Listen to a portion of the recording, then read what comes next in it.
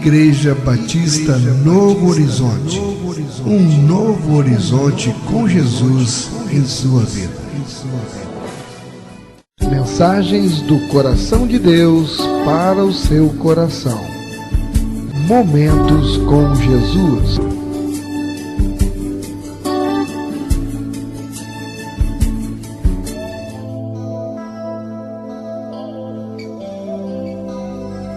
Porque a palavra de Deus é viva e eficaz, e mais cortante do que qualquer espada de dois gumes, e penetra até o ponto de dividir alma e espírito, juntas e medulas, e é apta para discernir os pensamentos e propósitos do coração.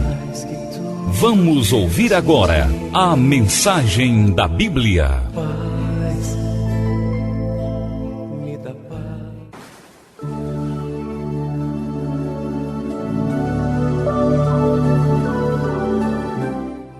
Eu saúdo a amada igreja com a gloriosa paz do Senhor. Boa noite. Eu convido a igreja para me acompanhar na mensagem de hoje, brincando de ser Deus. E vamos abrir as nossas Bíblias no Evangelho de João, capítulo 15, versículo 5. João, capítulo 15, versículo 5.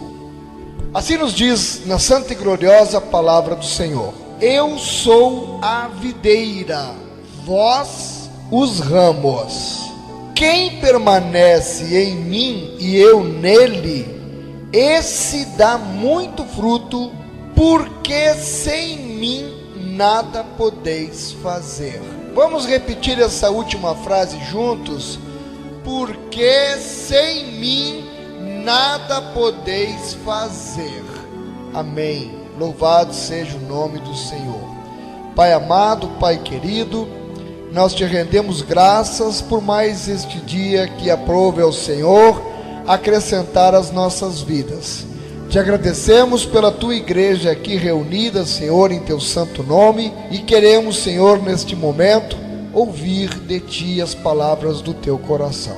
Que eu desapareça, que somente o Senhor venha a crescer em nossas vidas, em nome de Jesus. Amém. Brincando de ser Deus. Será que a gente brinca de ser Deus? Quando é que a gente brinca de ser Deus? Se é que brinca? Bem, João 15, verso 5, Jesus está dizendo: Eu sou a videira, vós os ramos. Quem permanece em mim e eu nele, esse dá muito fruto. Então, vamos supor que isso aqui seria a videira e aqui estão os ramos. Quem permanece em mim, se os ramos estiverem presos aqui na videira, está passando a seiva da vida para cada ramo deste. Então, o ramo continua vivo e ele diz: se permanecer nele, esse vai dar muitos frutos. Deus espera que nós venhamos a dar muitos frutos. Mas, se o ramo se desprende da videira, o que acontece com o ramo? Seca, morre, espiritualmente falando. Dá algum fruto para o reino de Deus? Nada. E, na verdade, eu queria trabalhar mais esta última passagem, que ele diz isso. E não é interessante? Sem mim nada podeis fazer. Enquanto a gente estiver ligado na videira, nós vamos receber a seiva da vida e vamos produzir frutos. Mas sem ele, morremos e nada podemos fazer. Então, logo se conclui que nós, para continuarmos vivos e dando frutos, precisamos permanecer a vida inteira ligados na videira, sabendo que como galhos, como ramos, de nós não temos nada, se não estivermos ligados a Ele, Jesus Cristo. Amém? Quantos de nós estamos, quem sabe, vivendo como um ramo da videira, que foi cortado, que foi arrancado e que está aí seco, conhecemos muitos irmãos que já se desligaram da videira e estão espiritualmente mortos, secos. Mas nós, por exemplo, se estamos secos, mas muitas pessoas não se dão por conta, porque se dessem por conta não teriam se desligado do Senhor, não teriam se desligado da videira. E essas pessoas, elas acreditam encontrar em si mesmas a solução para os seus problemas. Se não precisa da videira, ela acha que, como galho solto, ela pode resolver os problemas. Mas pelo que a palavra diz, não pode. Sem mim nada podeis fazer. Mas as pessoas seguem seus caminhos, mortos espiritualmente, mas achando que podem resolver os problemas por si mesmo. A palavra não deixa dúvidas. Sem mim, diz Jesus, nada podeis fazer. É nada. Sabe o que é nada? Absolutamente nada. Mas insistimos em levar a nossa vida sem estarmos ligados à videira que é Jesus. E se fazemos isto, nos achamos autossuficientes e assim brincamos de ser Deus. Daí o título, Brincando de Ser Deus. E eu pergunto, e você? Você tem se sentido um galho seco? Será que você, vez por outra, tem brincado de ser Deus? Pense, reflita, como tem sido a sua vida, sua caminhada com Jesus. Você tem se mantido sempre ligado, recebendo constantemente esse fluido da vida que vem de Jesus. Quem está ligado está o tempo inteiro recebendo o fluido. Como tem sido a sua vida? Irmão, será que tem alguma coisa que ficou para trás na sua vida, que você perdeu? Pense, do que será que você está precisando ser recuperado? O que é que você está precisando recuperar? Pense, do que eu preciso me recuperar? Vou dar algumas sugestões, mas pode se enquadrar ou não, cada um sabe do seu coração. Você está precisando se recuperar da culpa que você tem guardado de alguma coisa que você fez? Será que estou tentando fugir das dores, compensando com compulsão pelo trabalho? Tem gente que se entrega totalmente ao trabalho para ir se deitar totalmente cansado, para quando cai na cama está cansado, não tem tempo nem disposição para parar e pensar na vida. Então se afunda no trabalho, morre de trabalhar para não encontrar tempo para pensar. Se parar para pensar, vai ver que está desligado da videira. Será que você está tendo compulsão então pela comida? Algumas pessoas têm compulsão pela comida. Será que eu preciso me recuperar da perda de um ente querido? Morreu precocemente, ou ainda lá no fundo tenho sofrido e eu preciso me recuperar disso? Ou quem sabe uma separação, um casamento que anda fracassado, casamento que ainda se mantém pelas aparências, mas eu preciso ver essa seiva da vida novamente correndo da videira para este galho da minha vida, para ver os frutos novamente. Será que eu estou precisando ver meu casamento restaurado? Insegurança, abalos financeiros, está precisando se recuperar de algum abalo financeiro, de algum vício, quem sabe pelo jogo. Tem gente que é viciada no jogo. Infelizmente temos um irmão aí que se viciou no jogo e está precisando ser recuperado do jogo. Apostas, abusos, quem sabe sofridos no passado, sentimentos que você vem guardando de ódio, de ira, de rancor, de mágoa de alguém, alguma mentira que você contou e está aí sendo culpado e precisa se recuperar disso. Quem sabe você que está me ouvindo está prisioneiro das drogas e precisa se recuperar para se libertar desse vício das drogas. Ou quem sabe vícios sexuais, vicia também. Pessoas acabam enveredando pelo caminho da perversão, são levados por adultérios, vício? Será que seria compulsão por comprar e você não consegue controlar essa compulsão por comprar e aí precisa ser restaurado para poder se equilibrar mentalmente e financeiramente? Porque não tem nada pior do que alguém com compulsão para comprar, não consegue refrear o instinto, se desequilibra financeiramente e, consequentemente, não tem como não se desequilibrar emocionalmente, irmãos. Será que você precisa se livrar de algum medo que você tem sentido? Da ansiedade, você não sabe nem pelo quê? Ou necessidade de autocontrole? Relacionamentos desfeitos? Tantas coisas. Talvez você se enquadre aqui, talvez se enquadre em alguma outra coisa. O que é que você está precisando ver restaurado na sua vida? Pois nesta noite nós vamos conversar sobre como lidar e como vencer as feridas do passado na sua vida. Os hábitos que você adquiriu, mas que estão arruinando a sua vida, e as dificuldades pessoais que estão causando dor em sua vida. A realidade, meus amados, é que a vida, para todos nós, ela é difícil de ser vivida. Nós vivemos num mundo imperfeito, nós vivemos num mundo competitivo, nós somos muitas vezes machucados por outras pessoas, outras vezes nós ferimos a nós mesmos, ferimos aos outros, e a Bíblia diz que todos pecaram e carecem da glória de Deus. Todos pecaram.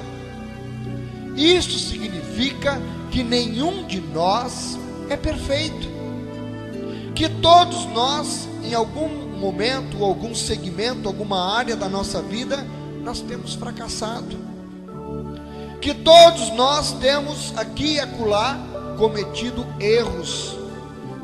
Nós nos sentimos feridos e ferimos a outras pessoas, às vezes com nossas reações, estamos feridos e acabamos ferindo os outros. Eu quero acreditar, irmão, com todo carinho, todo amor, todo respeito, consideração, já que somos todos pecadores e imperfeitos, eu sou levado a acreditar que todos aqui neste lugar precisam pelo menos de algum tipo de recuperação, a menos que você esteja vivendo uma vida perfeita. Mas se você não tem vivido uma vida perfeita, se você tem se sentido ferido, se você alguma vez teve algum vício ou um hábito do qual gostaria de se livrar, então você precisa de recuperação. Continue pensando. Ele está insistindo tanto, afinal, do que é que eu preciso de recuperação? Continue pensando, meditando. O Espírito Santo está remexendo o seu coração neste momento, porque Ele quer que você saia hoje daqui para um novo caminho, para um caminho de restauração, para um caminho de vida em abundância, restaurado dessas coisas do passado que tem atormentado você, tem tirado o teu sono, tem tirado o teu ânimo, a tua vontade de viver, tem te levado à depressão. Deus não nos criou para isso, Ele nos criou para sermos felizes. A boa notícia é esta: não importa qual é o seu problema, irmão, você precisa de recuperação, seja ela emocional, financeira, relacional, espiritual, sexual, o que quer que seja. Não importa do que você precisa se recuperar. Os passos para a recuperação são sempre os mesmos. Sim, eles são sempre os mesmos passos para recuperar. A boa notícia é essa, que não importa qual seja o motivo que está atormentando você, nós vamos ver o passo mais importante para iniciarmos esta restauração, esta recuperação dos nossos valores na nossa vida. Os princípios para a recuperação são todos encontrados aqui na Bíblia Sagrada, na Palavra de Deus. A Bíblia é um manual original de recuperação. A base de tudo é a Palavra de Deus. Então, vamos estudar nesta noite o mais importante passo que precisamos dar para pararmos de brincar de ser Deus e começarmos a trilhar o caminho para a recuperação em nome de Jesus. Então, o passo mais importante é compreender que eu não sou Deus. Vamos repetir? Compreender que eu não sou Deus. Nós vamos entender já, porque eu estou insistindo que nós às vezes brincamos de ser deuses. Você precisa e eu preciso dizer para mim mesmo e convencer, eu admito que eu, por mim, eu sou incapaz de controlar a minha tendência de fazer coisas erradas e a minha vida tem estado incontrolável. Eu preciso primeiro me entender como carente, como necessitado, como doente. Alguma vez, comece a meditar agora. Eu vou começar a provocar você. A palavra de Deus é uma espada de dois gumes. Ela vem exatamente para nos provocar no bom sentido. Vou começar a lhe provocar.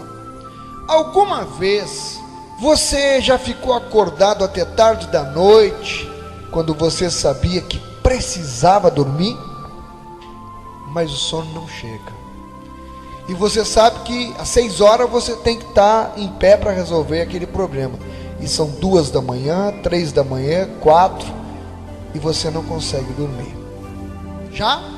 Alguma vez você comeu ou bebeu mais calorias do que o seu corpo necessita, pelaquela compulsão de comer? Vá pensando. 1-0, 2-0, 0-0, quantas respostas sim você vai dar a este questionário? Alguma vez você sentiu que precisa fazer exercícios corporais, mas não os faz? Alguma vez você sentiu que aquilo era a coisa certa a ser feita, mas não fez? Alguma vez você sentiu que não deveria ser egoísta, mas agiu de maneira egoísta? Só pensou em você? Alguma vez você sentiu que aquilo era a coisa errada a ser feita e mesmo assim acabou fazendo? Você sabia que era errado, mas fez? Alguma vez você ficou cansado de tentar controlar alguém ou alguma coisa e descobriu que aquele alguém ou aquela coisa era incontrolável por você? Quem sabe o seu marido, o seu cônjuge? Você tenta controlar, mas ele tem vida própria. Você se sente incompetente para controlar. Não é uma marionete que você manipula as cordinhas. Ele sai caminhando com as próprias pernas e volta quando ele quer. Já aconteceu? Bom, se a sua resposta é sim, para ao menos uma das perguntas que eu acabei de fazer, se a sua resposta é sim para qualquer uma dessas perguntas, seja bem-vindo à raça humana. Todos precisamos de recuperação. É verdade. Irmãos, primeiro, nós precisamos descobrir qual é a causa do meu problema. Porque muitas vezes nós estamos vivendo o efeito. Mas vamos tentar descobrir qual é a causa do problema? E eu vou lhe dizer qual é a causa. Não tem mistério, não tem milagre, está na Bíblia. A causa dos nossos problemas, sabe o que é? Não tem surpresa, não estou tirando carta da manga. É a nossa natureza pecaminosa. Aí você já começa a entender. A Bíblia chama isso de natureza pecaminosa. Há coisas que eu sei que são autodestrutivas, há coisas que eu sei que não são boas para mim, mas eu não consigo deixar de fazer tais coisas que não são boas para mim. Eu não consigo. Eu tento consertar os problemas, e sabe o que acontece geralmente? É que eles acabam ficando piores do que estavam quando eu comecei. Provérbios 14:12 diz: há caminho que ao homem parece direito, mas ao cabo, ou seja, ao fim, são caminhos de morte. Eu tento fazer as coisas, penso pelo meu coração, pela minha vontade de agir, que eu estou fazendo certo, mas está me levando para só dar errado. Você sempre terá essa natureza pecaminosa com você. Você sempre vai ter esse desejo de fazer as coisas erradas. Sabe até quando? até Jesus voltar ou você ser chamado para a glória. Irmão, enquanto a gente estiver aqui, nós vamos ter essa inclinação. Não tem como fugir. Faz parte da nossa natureza humana, natureza pecaminosa. Olha, até mesmo depois de você se tornar cristão, você que ainda não aceitou Jesus plenamente no seu coração, eu preciso lhe dizer que até mesmo depois que você se tornar um cristão, você ainda sente desejos que acabam puxando você para o mau caminho. Ainda sente. O fato de ser cristão, há uma diferença. No mesmo momento que vem a tentação, Deus nos dá o livramento, de forma que nós possamos suportá-la, se a gente quiser. O Espírito Santo está em nós. Vem a tentação, vem o livramento. Paulo entendeu isso claramente. Em Romanos 7, do 15 ao 17, ele disse: porque nem mesmo compreendo o meu próprio modo de agir. Olha o que Paulo disse: pois não faço o que prefiro, e sim o que detesto. Olha, Paulo dizia: eu não faço o que eu prefiro fazer, e acabo fazendo o que eu detesto. Olha a natureza pecaminosa aqui, num homem de Deus, Paulo, o apóstolo Paulo. Ora, ele diz: se eu faço o que eu não quero, consinto com a lei que é boa. Nesse caso, quem faz isto já não sou eu, mas o pecado que habita em mim. O que ele está dizendo com isso? Eu acabo sendo dominado pelo pecado. Olha só, se eu faço, consinto. Então não é eu, é o pecado que está me dominando. Deus nos dá o livramento de forma que possamos suportar. Mas se não suportamos, se nos deixamos vencer, não mandamos mais em nós. O pecado é que está mandando em nós. O irmão entende a gravidade da situação? Será que essas palavras são familiares a você? Ele diz: eu acabo fazendo o que eu não quero fazer, e acabo não fazendo o que eu desejo fazer. Por que isso acontece na sua vida? Você precisa entender a causa do problema, você precisa entender as consequências e a cura. Qual é a causa do problema? Você diz: eu não quero que ninguém me diga o que é certo e o que é errado. Eu quero decidir o que é certo e o que é errado.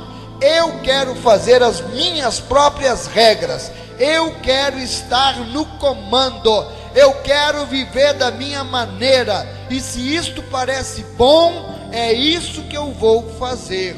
Eu não quero ninguém me dizendo o que fazer com a minha vida. O que na verdade, então, isto diz é o seguinte: eu quero estar no controle. Porém, tem uma coisa: quanto mais inseguro você for, mais controle você desejará ter para compensar a sua insegurança. Quanto mais inseguro você for, mais você desejará controlar a si mesmo, mais você desejará controlar outras pessoas por causa da sua insegurança, mais você desejará controlar o seu ambiente. Você é levado a fazer isso. E é isto que se chama brincar de ser Deus. Você quer ter o controle, porque você está inseguro, e você quer brincar de ser Deus. Este é o problema mais antigo do homem. Adão e Eva tiveram este problema, você sabia? Deus os pôs no paraíso, e eles tentaram controlar o paraíso, porque Deus disse: olha, vocês podem fazer tudo o que quiserem nesse paraíso inteiro, exceto uma única coisinha: não comam do fruto dessa árvore aqui. Só isso. Satanás, por outro lado, chegou e disse: comam deste fruto que vocês vão ser deuses. E o homem quis ser Deus e comeu do fruto, porque ele queria ser Deus. Quem é que tem o controle de tudo? Deus. Quando o homem quer ter o controle de tudo, o controle está na mão de Jeová, está na minha mão. Quando o homem quer ter o controle de tudo, ele quer ser Deus. Irmãos, esse tem sido o problema da humanidade desde o início. Nós queremos ser Deus. Nós queremos ser Deus. Eu quero estar na direção.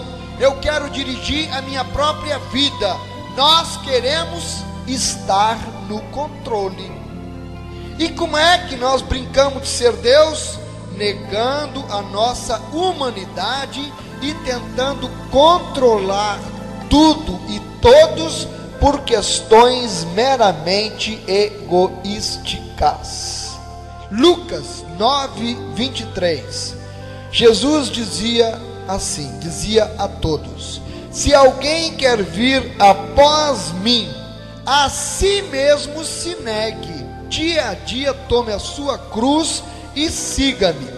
A primeira coisa para seguir Jesus é negar o seu eu. Negue-se a si mesmo. Quando eu nego a mim mesmo, eu passo a dizer que eu não tenho mais vontade própria, que é o Senhor dos meus passos, que é Ele quem controla a minha vida, tudo, que não sou eu quem controlo. Eu posso fazer os meus planos, mas é Deus que me dirige os passos. Então quem quiser vir após mim, negue-se a si mesmo, tome a sua cruz. Tudo que a gente não quer fazer. O egoísta não quer negar a si mesmo, não quer muito menos tomar a cruz, porque por mil razões. Nós tentamos controlar, por exemplo, a nossa imagem. Isso é muito sério. Olha, nós queremos controlar, sabe o quê? O que as pessoas pensam de nós. E a gente se preocupa muito com o que as pessoas pensam de nós. E nós queremos então controlar o que elas pensam de nós. E como fazer isso? Você não quer que as pessoas realmente saibam como você é. Então, como é que a gente faz? Nós usamos máscaras. Nós fazemos de conta, nós fingimos, nós falsificamos. Na presença das pessoas nós agimos de um jeito, mas lá na calada do nosso quarto, do nosso banheiro, nós somos outras pessoas. Constantemente muitos de nós usam máscaras. Por quê? Porque não querem imaginar que o outro vá conhecer ele como ele realmente é. Não quer ser conhecido daquele jeito. Nós queremos que as pessoas vejam certos lados nossos e escondemos outras partes, negando nossas fraquezas, negando os nossos sentimentos. Por exemplo, eu não estou com raiva não. Que nada, eu não estou triste não. Eu não estou preocupado não, estou nem aí. Não estou com medo não. Quando é exatamente o contrário. Mas nós não podemos parecer fracos perante os outros. Fingimos. Máscara. Nós não queremos que as pessoas vejam o nosso eu real. Porque eu tenho medo de dizer quem sou. Por quê? A resposta é: se eu disser a você quem eu realmente sou, e se você não gostar desse eu aqui, então eu estou encrencado. Se você não gostar, eu estou com um problema no nosso relacionamento. Portanto, nós tentamos esconder e tentamos controlar a nossa imagem.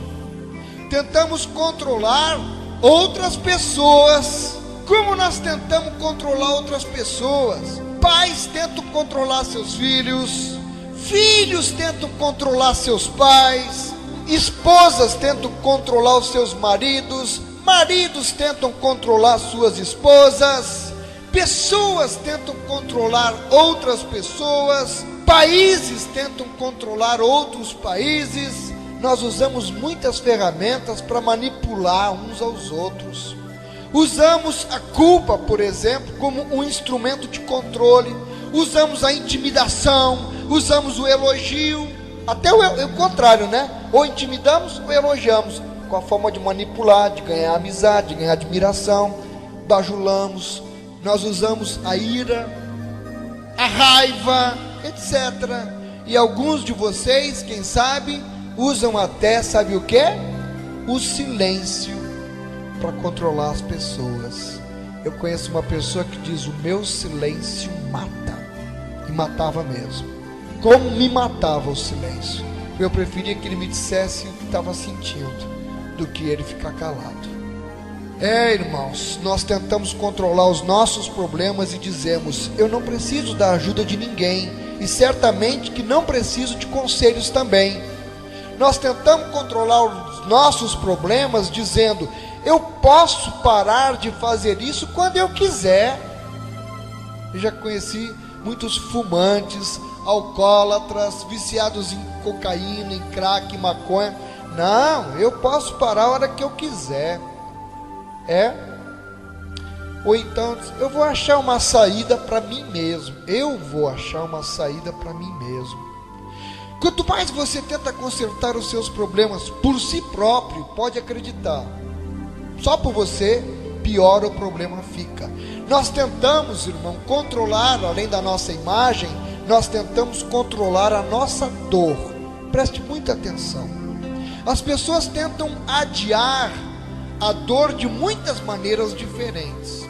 Tentamos adiar a nossa dor nos embriagando, fumando, usando drogas, entrando ou saindo de relacionamentos. E como tem gente entrando e saindo de relacionamentos, pensa: o próximo relacionamento vai ser o relacionamento que vai dar certo na minha vida.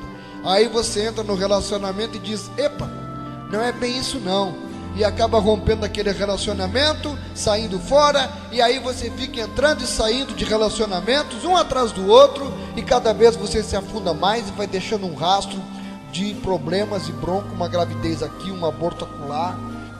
Talvez a pessoa se torne então abusivo, abusado, né? Fica irado com as pessoas, ou então se torna cáustico, crítico, acusador, julgador, ou então se torna deprimido, anda deprimido para chamar atenção, para controlar as pessoas. São tudo artifícios, mecanismos que nós usamos tentando controlar os outros. Há muitas e muitas maneiras pelas quais nós tentamos controlar a nossa dor. Então, e só então, irmãos, quando nós descobrimos naquela hora tranquila que nós não somos Deus e que nós não podemos controlar tudo, este é o primeiro passo para a recuperação. Quando a gente entende que eu não sou Deus, que eu não posso controlar tudo, já dei o mais importante passo para começar a trilhar no caminho da recuperação. Você não vai melhorar por si próprio. Encare isso de uma vez por todas. Não negue para você este fato. Vimos as causas, as consequências. Quais são as consequências de brincarmos de sermos Deus? 3 problemas que sempre acontecem quando tentamos brincar de Deus. Primeiro problema é o medo. Quando nós tentamos controlar tudo, nós ficamos amedrontados. Voltemos para Gênesis, Adão e Eva. Adão respondeu: ouvi a tua voz no jardim, e porque estava nu, tive medo e me escondi. Ele não estava brincando de querer ser Deus, ele não queria ter o controle. Quando ele caiu na real, a primeira consequência que ele teve, sentiu medo.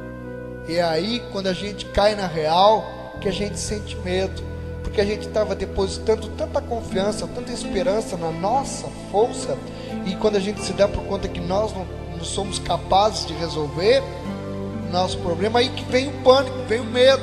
Por quê? Que de repente, essa altura, irmão, você já foi arrancado da videira, você é um galho que já está seco, e aí nessa hora, será que não dá um medo em você? Nós sentimos medo de que alguém possa descobrir quem realmente somos, que nós estamos mentindo, que nós não somos quem parecemos ser, que alguém descubra que nós não somos perfeitos. Ele percebeu que eu não sou perfeito, e assim então eu não deixo que ninguém chegue realmente perto de mim, porque eles vão descobrir que eu estou amedrontado por dentro. Então nós falsificamos e fazemos de contas. Nós ficamos receosos de que alguém vai nos rejeitar ou não gostar de nós, porque eles não sabem como realmente nós somos e eles só gostam da minha imagem. Porque se eles soubessem como que realmente eu sou, não iriam mais gostar de mim. Então eu encho a minha vida de medo e tento brincar que sou Deus. Outra consequência, frustração. Não tem como não se frustrar. A vida é mais ou menos assim. Nós tentamos eliminar uma compulsão e logo aparece outra. Nós tentamos eliminar um problema e subitamente aparece outro. Nós tentamos eliminar um conflito de relacionamento e logo outro vem à tona. É frustrante, porque nós não podemos nocautear todos os problemas ao mesmo tempo. Porque a gente está numa luta incessante, toda hora surgindo uma coisa nova. E você, contando só com a tua força, você não é capaz de consertar todos os problemas. Você pode até resolver alguma coisa, mas a sensação de frustração vem porque você se sente impotente. Você não está buscando a seiva que vem da videira. E ele diz: sem mim nada podeis fazer. Você faz de conta que é Deus, então dizendo: eu sou poderoso, eu posso lidar sozinho com essa determinada situação. Bem, se você, querido, é tão poderoso assim, por que é que você não vai lá e simplesmente desliga a máquina puxando a tomada? Tão poderoso, vai lá, desliga a tomada dessa máquina de problemas. Cadê que você vai? Cadê que você consegue? Paulo entendeu isso também. Veja o que ele disse em Romanos 7, 21, 23. O 21 e o 23. Então, ao querer fazer o bem, encontro a lei de que o mal reside em mim. Eu quero fazer o bem, mas eu percebo que o mal está residindo em mim. Mas vejo nos meus membros outra lei, que guerreando contra a lei da minha mente, me faz prisioneiro da lei do pecado que está nos meus membros. Olha só, prisioneiro do pecado. Os membros dele são prisioneiros do pecado. Ele por si não podia fazer nada. Querido, se você está frustrado, isso é um sintoma de um problema mais profundo que você ainda não tem resolvido. E isso é um assunto sério, essa frustração desse problema não resolvido. Você não é Deus. E você está tentando controlar tudo. E deixa eu te dizer, não vai funcionar. Mas uma consequência, nós vimos o medo, a frustração e agora o fracasso. Quando você tenta brincar de ser Deus, esta é uma descrição de trabalho para a qual você tem a garantia de que fracassará. Brincou de ser Deus? Garantido. Fracasso é inevitável. Deus nos fez a sua imagem e semelhança, não é verdade? Mas nós somos criaturas. O fato de termos sido criados à imagem e semelhança de Deus não faz de nós deuses, nem semideuses. Apenas temos a imagem e a semelhança de Deus. Queridos, nós não somos Deus, porque Ele diz: quem permanece em mim e eu nele, esse dá muito fruto, porque sem mim nada podeis fazer. Você precisa ser honesto e aberto acerca de suas fraquezas, acerca de suas faltas, acerca de seus fracassos. Veja o que diz este verso em Provérbios 28, 13. O que encobre as suas transgressões jamais prosperará, mas o que as confessa e deixa alcançará misericórdia. Como é que você até agora está reagindo então a estes questionamentos que nós fizemos até aqui? Como é que você está reagindo a esta mensagem? Bem, eu quero lhe dizer que pelo menos há duas maneiras que não deveriam ser sua reação. Você pode ter qualquer outra, mas se você tiver uma destas duas que eu vou dizer aqui, comece a se preocupar mais do que antes. você pode ter uma reação que se chama negativa. Negativa, uma reação negativa. Primeira dessas reações, você diz: ele está pregando aí, mas o meu problema não é tão ruim assim. Não é tão ruim assim não. Isso se chama negativa. Quão ruim o seu problema, querido, vai ter que ser para que finalmente você possa admitir que precisa de alguma ajuda? Porque se você está dizendo não é tão ruim assim, você está se auto-justificando que você é bastante para si mesmo, que você pode viver sem Deus, que você quer continuar brincando de ser Deus. Se você disse não é tão ruim assim, misericórdia, Senhor.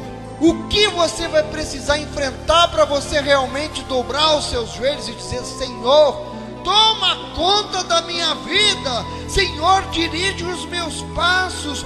Quão ruim tem que ser aquela mágoa, aquele relacionamento, aquela dor, aquele problema, aquela lembrança que você tem, até que você esteja pronto para admitir que você precisa de ajuda, porque sem mim nada podeis fazer, nada. Infelizmente é comum ao comportamento humano, é comum à natureza humana o fato de que nunca mudamos até que a nossa dor seja maior que o medo da mudança. Vale repetir: nunca mudamos até que a nossa dor seja maior que o medo da mudança. Nós não mudamos quando vemos a luz. Nós mudamos quando sentimos o calor, quando começa a esquentar, e quando você, por exemplo, começa a ver desmoronar o seu casamento, ou seus filhos começam a ir na direção errada, ou seu marido está do jeito que você não consegue mais conviver com ele, seu casamento está fracassado, ou você recebe aquela chamada telefônica no meio da noite com notícias ruins. Aí é o calor, né? Aí você, quando recebe aquilo, leva pancada na cabeça, e aí você acorda, e aí você percebe que estava brincando de ser Deus. Querido, poupe a si mesmo de algumas dores, comece mais cedo a sua recuperação. Deus sussurra em nossos ouvidos em nossos prazeres, mas Ele grita conosco na nossa dor. A dor é o megafone de Deus. Queridos, deixe que a dor motive você a buscar ainda, a encarar o problema que você tem ignorado por 10, 15, 20 ou 30 anos, que você vem arrastando na sua vida. Como é o seu nível de dor? Ela é uma luz de advertência para você. Outra forma que você não deveria estar reagindo a esta mensagem, não deveria estar, é esta aqui: tá bom, tá bem, mas eu posso resolver os meus próprios problemas, porque esta mensagem sobre recuperação é para outra pessoa, não é para mim. Isso se chama negativa também. Se você pudesse lidar com o seu problema, ele não mais seria um problema, você não o teria mais hoje. Amém?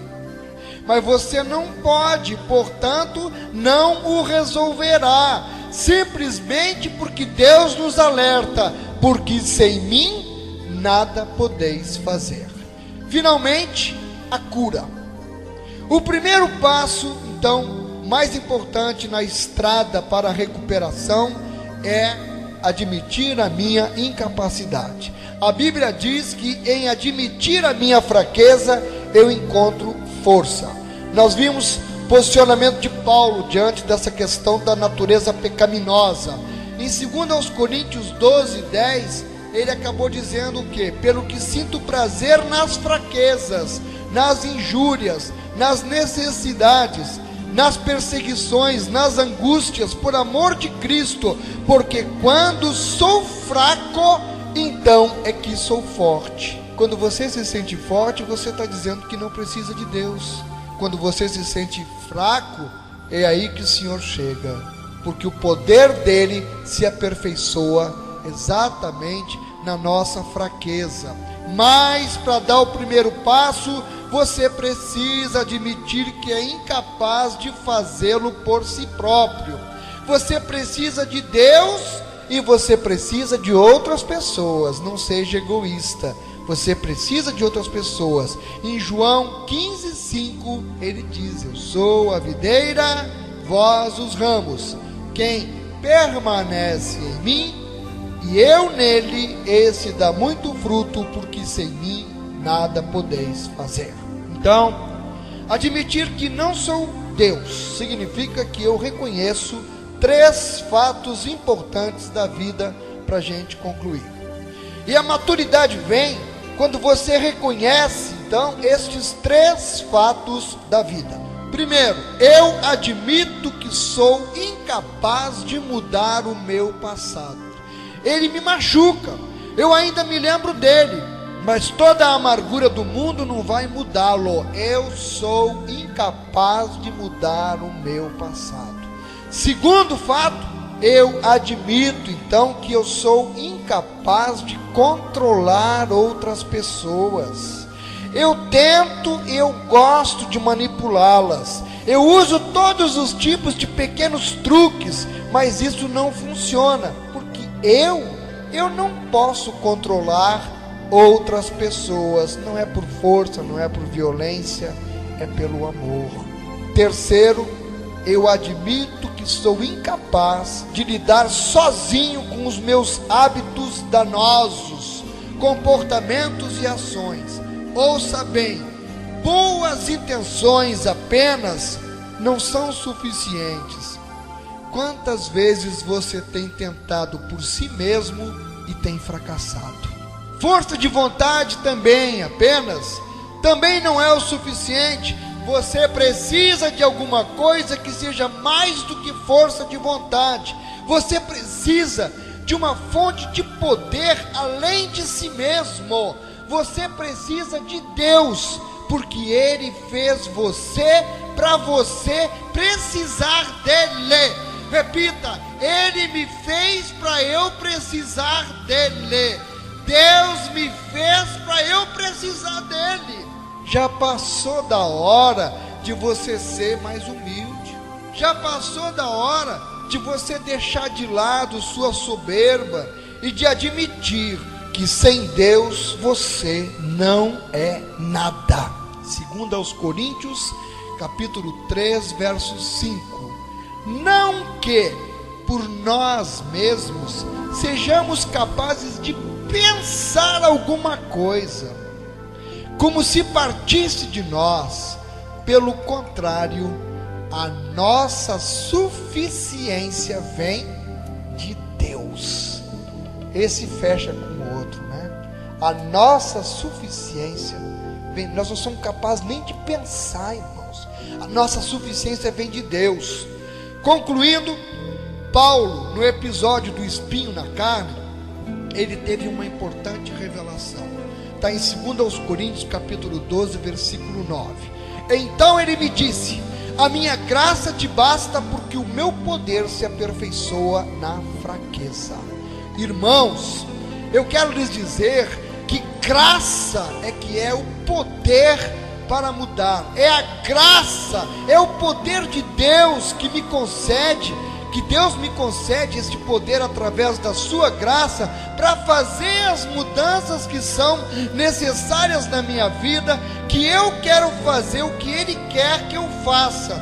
Graça é o poder para que eu e você possamos mudar. Para isso, deixe a sua soberba de lado, e para que você possa se recuperar das suas mágoas, para que você possa se recuperar dos seus vícios, dos problemas em sua vida, você precisa da graça de Deus. Quer saber como é que você vai receber a graça de Deus? Sabe como é que você a recebe? Só existe uma maneira de você receber a graça de Deus. Ele concede graça aos humildes. Marque na sua Bíblia, Tiago 4, verso 6. Deus resiste aos soberbos, mas dá graça a quem? Aos humildes. Só há esta maneira de você receber a graça de Deus. Ele resiste aos soberbos. Deixa a soberba de lado e seja humilde. Admita que por você não pode nada. Sem Ele, nada podemos fazer. Deixe-me perguntar-lhe então, o que é que precisa ser mudado na sua vida? Que mágoa ou vício ou hábito você tem tentado ignorar? Para muitos esse passo vai ser o passo mais difícil. Ainda bem que ele é o primeiro, porque quando você o vence, quando você o supera, você passa pela lombada que é apenas admitir e dizer: eu tenho um problema, eu tenho uma necessidade, eu tenho realmente uma mágoa.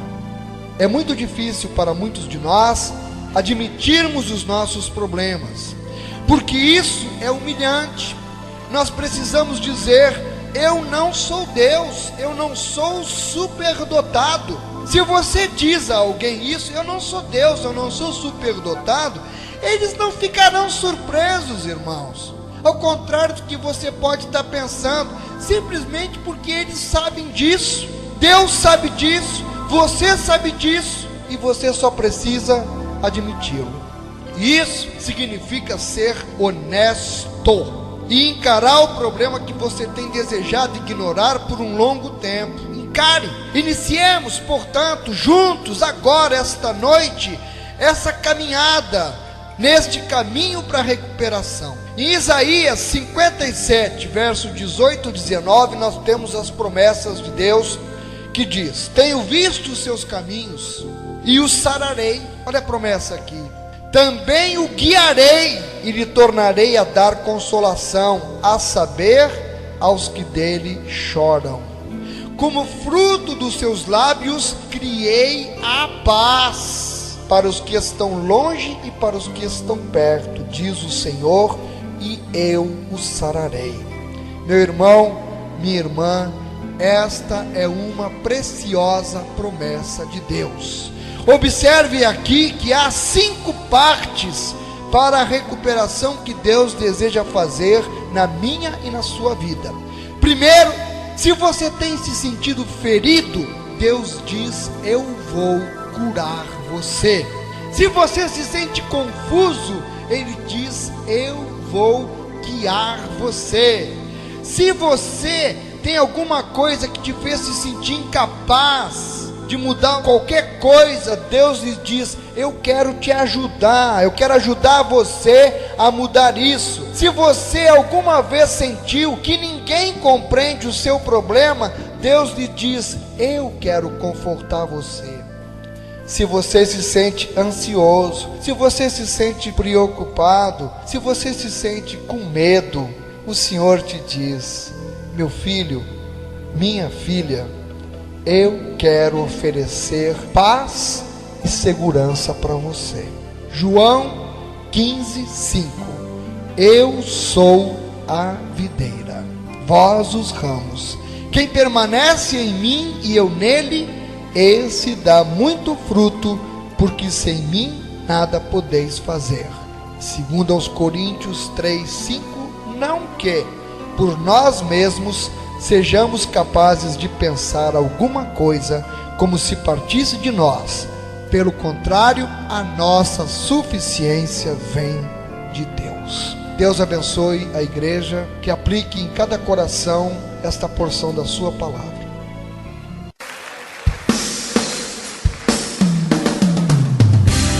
Igreja Batista Novo Horizonte.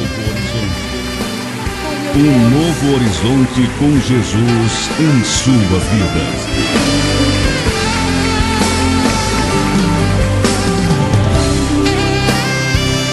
Nós precisamos sentir a tua presença, Senhor. Nós precisamos te compreender aqui nessa noite.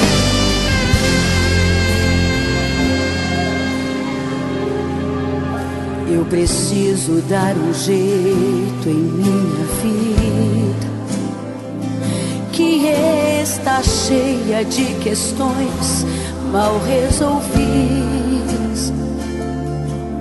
A incerteza tomou conta da minha mente. Eu não sei o que fazer daqui pra frente. Eu preciso te sentir a qualquer preço. Oh Senhor, tu falas que eu te obedeço. Tua ausência é pior do que a morte,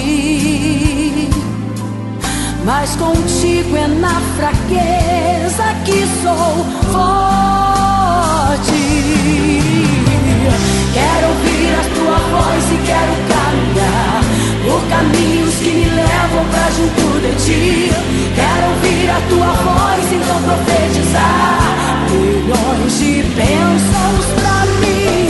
Eu não quero ser guiado pela emoção, mas guardar tua palavra em meu coração. Não quero errar, nem te entristecer. Ó Espírito de Deus,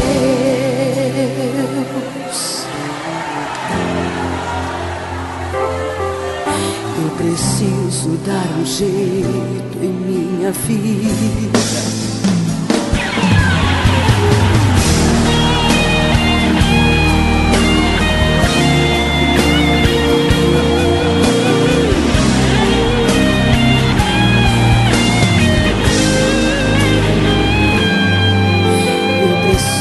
Te sentir a qualquer preço. Oh Senhor, tu falas que eu te obedeço. Tua ausência é pior do que a morte, mas contigo é na fraqueza que sou forte. Quero ouvir a tua voz e quero caminhar por caminhos que me levam pra junto de ti. Quero ouvir a tua voz, então profetizar milhões de bênçãos pra mim. Eu não quero ser guiado pela emoção, mas guardar tua palavra em meu coração. Não quero errar, nem te entristecer. Ó Espírito de Deus, quero ouvir a tua voz e quero caminhar por caminhos que me levam pra junto de ti. Quero ouvir a tua voz, então profetizar milhões de bênçãos pra mim. Eu não quero ser guiado pela emoção, mas guardar tua palavra em meu coração. Não quero errar, nem te entristecer. Ó Espírito de Deus, ó Espírito de Deus, ó Espírito de